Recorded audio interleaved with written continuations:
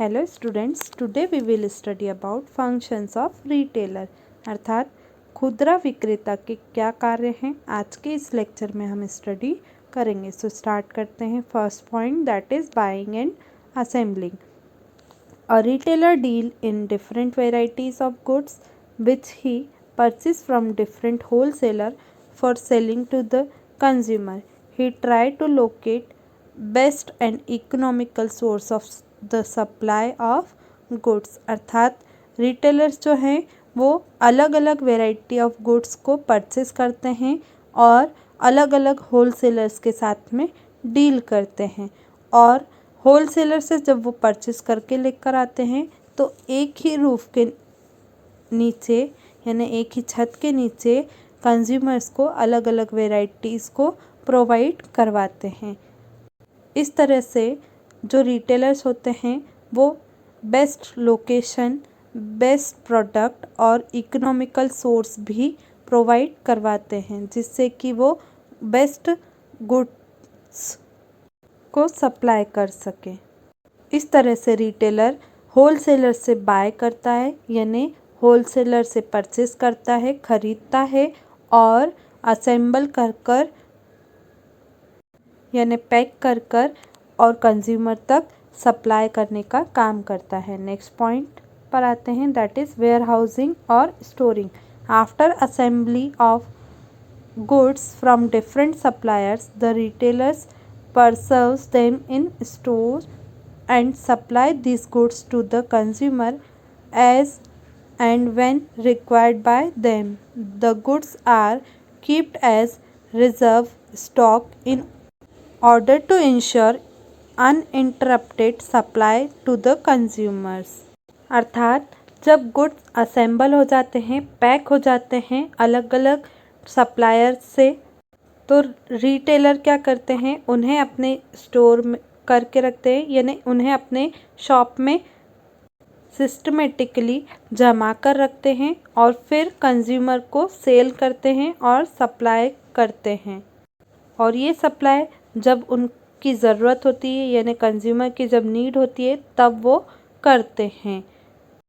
जो गुड्स होते हैं जो हमने सप्लायर्स से डील करके लिया होता है वो पहले से स्टॉक में इसीलिए रिज़र्व करके रखते हैं ताकि कंज्यूमर्स में कोई भी अनइंटरप्टेड सप्लाई ना हो सके, इसीलिए वेयर हाउस का यूज़ किया जाता है। Now our next point that is risk bearing. A retailer has to bear different type of risk in relation to goods while in store goods are exposed to various risks like deteriorations in quality, spoilage and perishabilities, etc. The products are confined to natural risk that is fire, flood, earthquake and other natural calamities. Other type of risk like change in customers' taste also adversely affect the sale. अर्थात retailers जो होते हैं वो wholesaler की तरह ही risk beer करते हैं पर वो अलग टाइप ऑफ रिस्क जो रहती है उसको बियर करते हैं।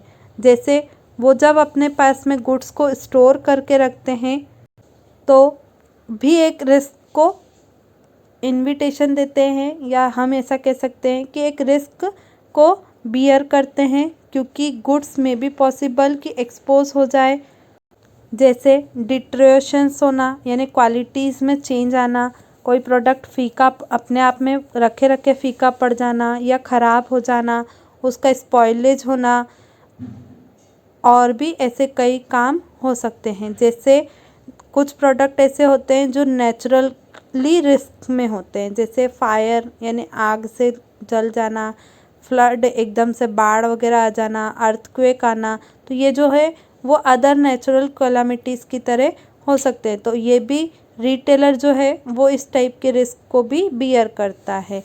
और भी कई रिस्क हो सकती हैं जैसे कि कस्टमर के एकदम से टेस्ट में चेंज आ जाना, मतलब पसंद नापसंद में चेंजेस आने से भी रिटेलर्स को क्या होगा, रिस्क हो सकती है, क्योंकि अगर कस्टमर ही नहीं खरीदेगा तो रिटेलर का बिजनेस रन नहीं हो पाएगा और इससे उनकी सेल पर इफ़ेक्ट पड़ेगा।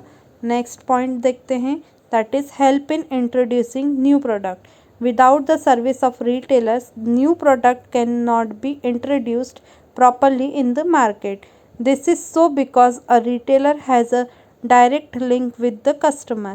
He can explain nicely about the utility and the characteristics of a new product to the customer या कंज्यूमर। अर्थात जो सर्विसेज होती हैं रिटेलर्स की, उन या जो प्रोडक्ट की सर्विसेज होती हैं वो रिटेलर्स के बिना मार्केट में इंट्रोड्यूस नहीं की जा सकती। या हम ऐसा भी कह सकते हैं, अगर कोई नया प्रोडक्ट मार्केट में आता है तो वो रिटेलर के बिना नहीं इंट्रोड्यूस करवाया जा सकता, क्योंकि रिटेलर्स जो होते हैं वो डायरेक्टली कंज्यूमर से अटैच होते हैं या टच में होते हैं। इसीलिए रिटेलर्स जो होते हैं वो ही कंज्यूमर या कस्टमर को किसी नए प्रोडक्ट की यूटिलिटी, किसी उसकी प्रोडक्ट की क्वालिटी और उसकी इम्पोर्टेंस को बता सकते हैं। इसीलिए रिटेलर्स जो है वो न्यू प्रोडक्ट को लॉन्च करने में सबसे ज़्यादा हेल्प करता है या इंट्रोड्यूस करने में भी सबसे ज़्यादा हेल्प करता है। अब नेक्स्ट पॉइंट देखते हैं, दैट इज़ क्रेडिट फैसिलिटी।